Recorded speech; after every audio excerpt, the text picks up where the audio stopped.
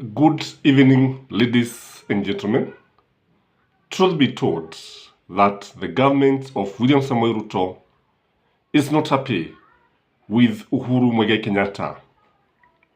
You listen anytime that members of the ruling coalition are talking about development, they must blame the former regime. They must blame Uhuru Muigai Kenyatta. Wakati wote ambapo kuna jambo ambalo wanaona haliendi vizuri, lazima utamsikia Rigathi Gachagua blaming Uhuru Muigai Kenyatta.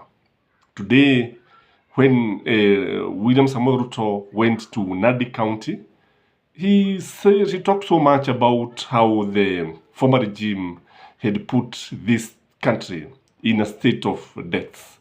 And he alluded that the current regime is not borrowing, which in my view is that I don't agree that the current regime is not borrowing money.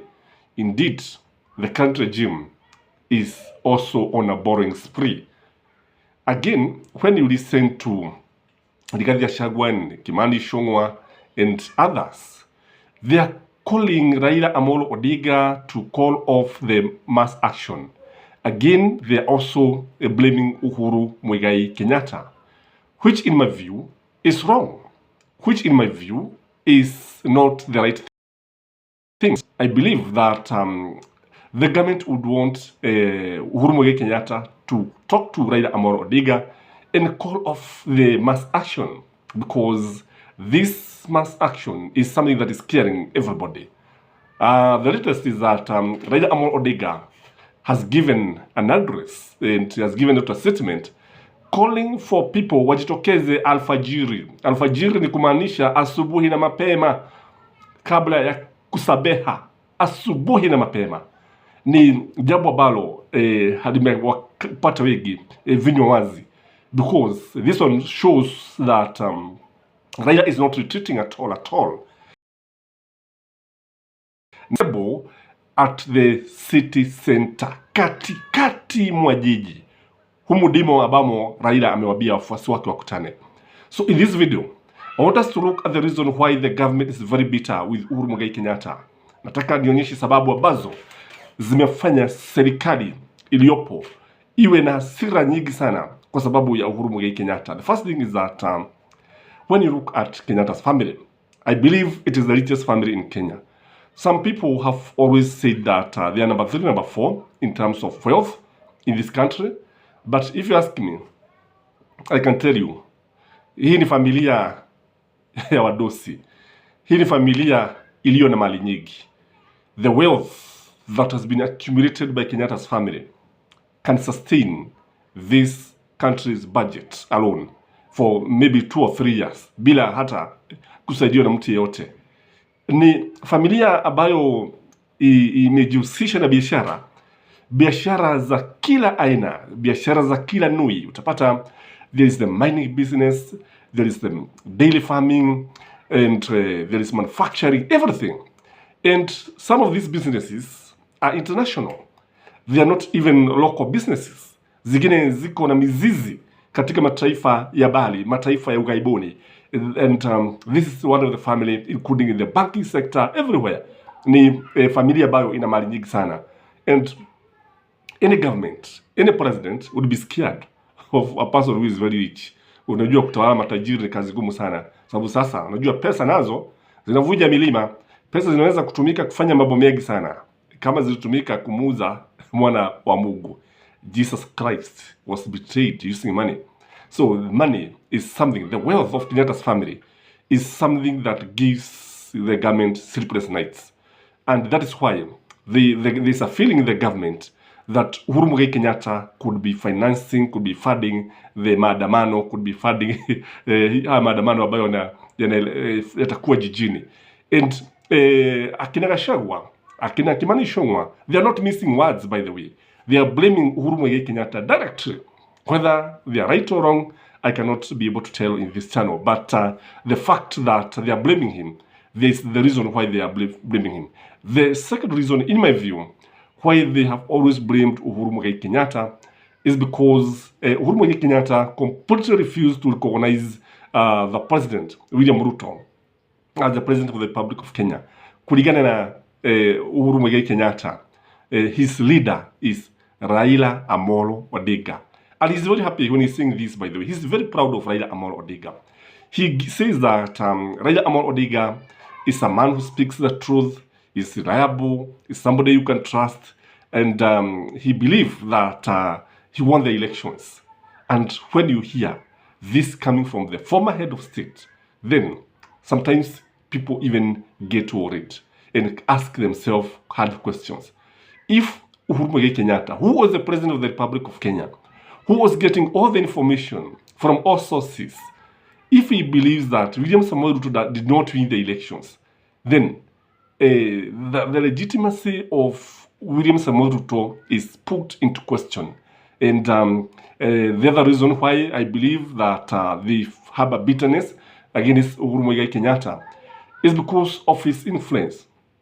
The fact that he was the former head of state for 10 years is a man of influence, nationally and internationally. He has so many connections. He can talk to any president in the world. And I believe there is nowhere Uhuru anaweza kwenda abiwe subiri kwa dakika 5 pale. In fact, he'll be ushered in very fast. And again, when you look at Uhuru Muigai Kenyatta, Uhuru Muigai Kenyatta had very good connections and he was charming. And the fact that he was there, he was the head of the government and the armed forces and the military and whatever, means that he can convince people to follow him very easily. And if you are the president, if you are William Samoei Ruto, you would also be scared. If somebody who was the head of state does not recognize you and has a lot of money and have a lot of international connections and national connections, this is something that you fear. And again, when you look at Uhuru Muigai Kenyatta, you realize that he is not sympathetic to William Samoei Ruto. He doesn't sympathize. He has refused completely even to quit politics. The government would want him to quit politics. And the government would also want him not to associate himself with Raila Amolo Odinga, Kalonzo Musyoka and others. They would like to see Uhuru Muigai Kenyatta resigning from politics as per the law, because according to the law, he's supposed to quit politics 6 months after the general elections. But 6 down the line, Uhuru Muigai Kenyatta is still a member of Azimio. Now, Azimio is the one that is calling for mass actions. So it becomes very easy for the government to associate him with mass actions because he's a member. He's a member and a leader of Jubilee. Now, Jubilee is an affiliate party of Azimio, and it is Azimio that is calling the mass action. That is why you see the government blaming him and harboring bitterness kwa sababu ya kwamba yeye amekataa kung'atuka katika siasa. Yeye amebaki tu pale akiwa kiongozi wa Jubilee. Again, there is also the issue of Uhuru Kenyatta's looking down upon the current government. And you see, when you saw the death of Magoha, what happened is that he came out in a very influential way, and within no time they took over everything. Na pale hata ya mazishi ukiangalia utaona kwamba yalikuwa ni kama ya serikali ya Uhuru Muigai Kenyatta ambayo ilikuwa inaendeleza shughuli zote pale. And this one makes the government feel insecure. So the feeling is that when the government is insecure, they are likely to blame the former head of state.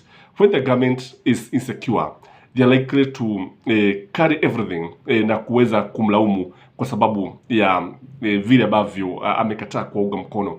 Any leader would like a former head of state to support him. Now, this one would bring down the issue or remove the feeling of insecurity.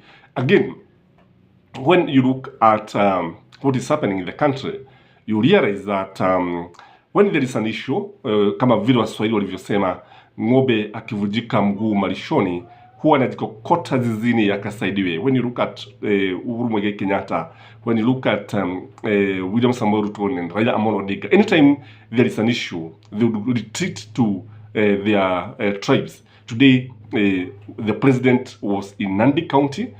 Hapa hata kama ulisikia ni kwamba walikuwa wanazungumza Kikalenjin. Lugha ambayo ilikuwa inatumika pale ni ya Kikalenjin. Ingawa walikuwa wanasema ni maombi, tunaona kwamba it's like he was consulting the gods in Nandi, kwa sababu unajua ni kama vile uliona wakati ambapo Raila made a very hard decision calling people for mass action. He had to retreat to the lake ndio apate blessings za watu wa Nyanza and huku ndiko kujikokota zizini baada ya kuvujika guu malishoni ili upate baraka za watu wenu. Na if you listen to Raila Amolo Odinga when he was in Nyanza, ni kama alisema ya kwamba it was like he was talking about the Last Supper, meaning that he could not even, anything can happen to him, and kama he was saying goodbye to the people of Nyanza. Again, when you look at William Samuel Ruto, the fact that he retreated to Nandi tells a lot that he is not taking haya maandamano easily. He's taking it very, very seriously. Now, this is what happens anytime wakati ambapo tuna viongozi wa kilegwa. Ni mara nyingi nimesema ya kwamba all said and done, Uhuru Muigai Kenyatta is the son of the mountain, and Raila Amolo Odinga is the son of the lake, and William Samuel Ruto is the son of the Rift Valley. Hayo ni mambo ambayo hatuwezi tukapiga, ni mambo ambayo tunajua ni wazi kama meno ya giri. Again, when I was listening to Raila Amolo Odinga, when he was calling people to come very early in the morning and assemble at the city center, I believe that the government was watching, and I can see a lot of confrontation, kwa sababu inasemekana kwamba duru za kuaminika zinasema kwamba watu kutoka kaunti mbalimbali wamekuwa wakiingia jijini Nairobi tangu jana ili kujiandaa na maandamano haya, na it is something that the government should know how to handle the situation, because if they don't handle the situation properly, we can lose this nation for good. We can lose this nation for good. And I've also find this channel that although people are saying that we should pray for peace, I would differ a lot, because this country is peaceful and we are enjoying peace and tranquility. Na kitu tunataka, yale maombi ambayo tunataka is for leadership and guidance, because for sure what is needed now at the moment is leadership. Leadership on the part of the government and leadership in the part of the opposition. Kwa sababu kile ambacho tunaona wakati ambapo kuna mgogoro, wakati ambapo kuna hali ya taharuki nchini, utapata kwamba most of the sectors are affected. Education sector will be much affected. Every sector, the health sector will be affected. The transport sector will be mostly affected. The business, every sector of the economy will feel the heat.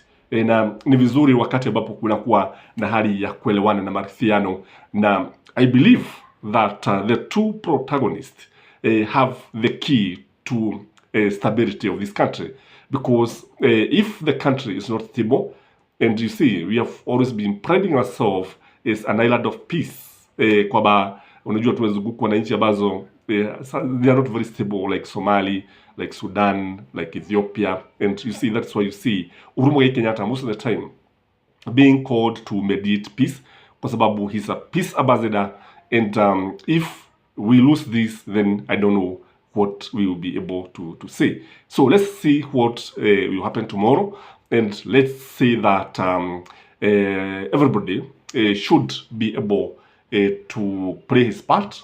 So for the watu wa dini wacheze kama wao, rais acheze kama yeye, Ruto acheze kama yeye, Raila acheze kama yeye, everybody, because this is why we are saying, kwa sababu unajua hatuwezi tukauza nchi yetu.